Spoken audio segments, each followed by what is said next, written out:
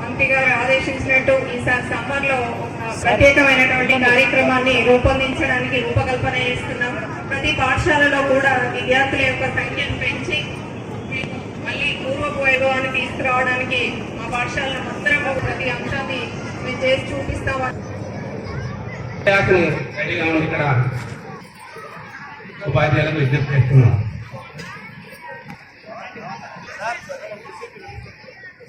MPP sir ఉపాధ్యాయులు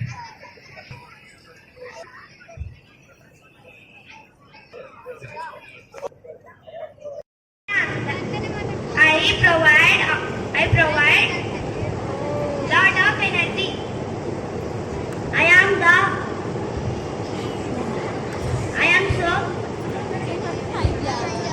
am also great. I am the king of all nutrients. Hey, do you know people to eat food containing meat? Do you like it?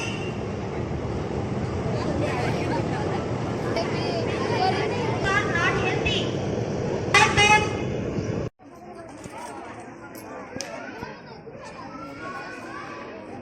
చాలా కొంతమంది తయారైన అందరూ అట్లా తయారై రావాలి. అలా స్కూల్ డే అంటే సంవత్సర కాలం పాటు చదువుకొని మనం పరీక్షలు రాసుకొని వెళ్ళిపోయే సమయం లోపల పై తరగతికి పోయే సందర్భంలో జరుపుకునేటువంటి ఒక కార్యక్రమం.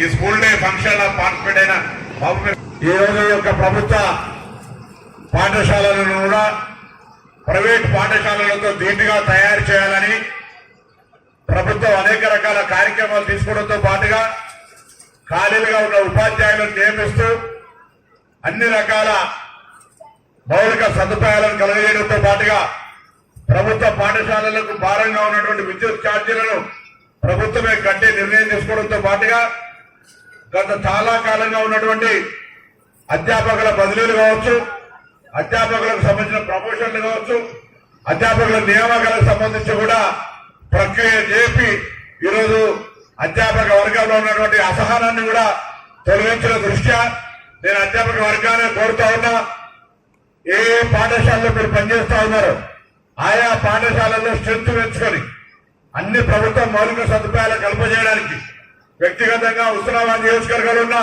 ప్రతి పాఠశాలలో మీ పక్షాన మీ సమస్యలు తీర్చడానికి నేను మీతో సహకరిస్తానని మాట మనగిస్తూ నేరుగా మీ బాధ్యత గుర్తించండి. సెలవు కాలం లోపల ప్రతి మీ గ్రామాల్లో కానీ మీ ఏరియాలో ఎక్కడ ప్రభుత్వ పాఠశాల ఉంటే అక్కడ పిల్లల తల్లిదండ్రులు కలిసి ఒక విశ్వాసం కలగజేసి ఆ పిల్లలందరినీ కూడా మీ పాఠశాలకు మార్చుకొని వారికి ఉజ్వలమైన భవిష్యత్తు కలిగే విధంగా విద్యాబోధన అందజేయండి. అప్పుడు మీరు చేస్తున్న ఉద్యోగానికి మీ జీవితానికి సార్థకత ఏర్పడుతుంది. 10 మంది ఉపాధ్యాయులు, 30 మంది విద్యార్థులు. ఇది అసహ్యంగా ఉంటే ఆ అసహ్యంగా ఉన్నటువంటి పద్ధతి మంచిది కాదు. దాంతో ఇటు అధ్యాపక వర్గానికి కూడా కొంత మచ్చ ఏర్పడుతూ ఉంది. విద్యార్థులకు సంబంధించిన వాళ్ళు కూడా సరైన చదువుకోలేకపోతా ఉన్నారు, సరైన మధ్యాహ్న భోజనాన్ని అందించలేకపోతా ఉన్నాం.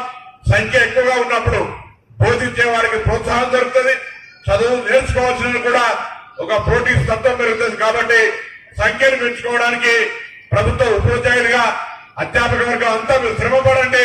మీ వెనుక మేముండి మీతో కలిసి వస్తాం. తల్లిదండ్రుల మనసు మార్చుకొని అందరూ కూడా ప్రభుత్వ పాఠశాలలో చదివిన వాళ్ళమే.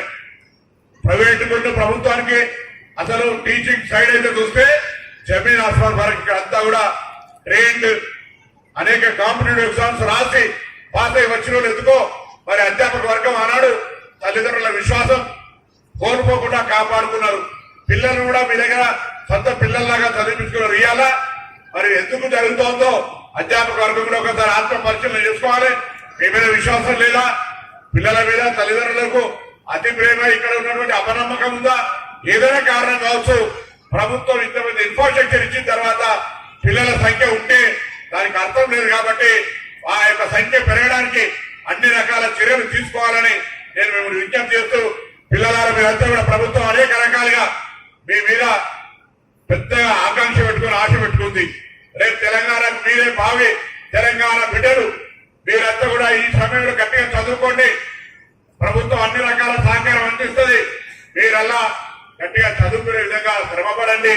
తల్లిదండ్రులకు ఎంతో కష్టపడి మిమ్మల్ని పాఠశాల పంపుతారు. లేకపోతే ఇవాళ వెనకటికి కొద్దిగా పెరగగానే పొలం పని మీద కుల వృత్తిలో తీసుకోబోదురు. అటువంటిది ఇలా చదువుంచాలి అనే తాపన పెరిగింది. అటువంటి తల్లిదండ్రులకు మీరు కూడా గట్టిగా కష్టపడి చదివి తల్లిదండ్రులకు మీరు కన్నా ఊరికి మీరు పుట్టిన గడ్డకు పేరు తెచ్చే ప్రయత్నం చేయాలని కోరుతూ ఈ పాఠశాల వార్షికోత్సవం సందర్భంగా మీ అందరికీ నా హృదయపూర్వకంగా అభినందనలు, శుభాకాంక్షలు తెలియజేస్తా ఉన్నాను.